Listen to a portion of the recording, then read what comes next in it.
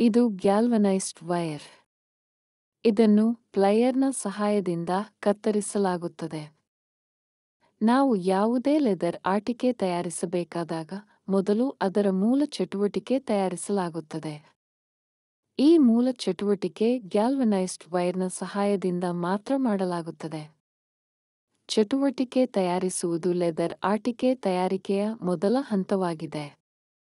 ನೀವು ಯಾವ ಶೇಪ್ ಬೇಕು ಎಂಬುದರ ಆಧಾರದ ಮೇಲೆ ವೈರ್ನನ್ನು ಕೈ ಅಥವಾ ಪ್ಲೈಯರ್ನ ಸಹಾಯದಿಂದ ಮೂಡಿಸಿ ಈ ಚಟುವಟಿಕೆ ತಯಾರಿಸಲಾಗುತ್ತದೆ. ಇಲ್ಲಿ ಕೈಗಾರಿಕಾರನು ಒಂದು ಪ್ರಾಣಿ ಚಟುವಟಿಕೆ ತಯಾರಿಸುತ್ತಿದ್ದಾರೆ.